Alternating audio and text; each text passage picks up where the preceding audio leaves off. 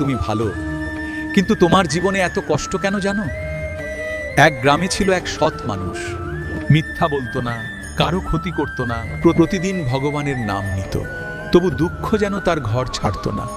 ব্যবসায় লোকসান, আপনজনের অবহেলা, মানুষের অপমান, সব তার ভাগ্যেই।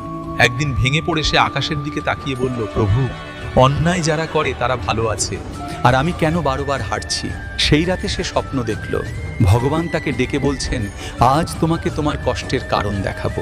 দেখলো একটি লোহা আগুনে পুড়ছে, হাতুড়ির আঘাত খাচ্ছে। সে ভয় পেয়ে বলল, এত মার কেন? ভগবান হাসলেন। এই ধরনের সত্য কথা প্রতিদিন শুনতে চাইলে এখনই চ্যানেলটি সাবস্ক্রাইব করে রাখো। ভগবান বললেন, এটা শাস্তি নয়, আমি তাকে অস্ত্র বানাচ্ছি।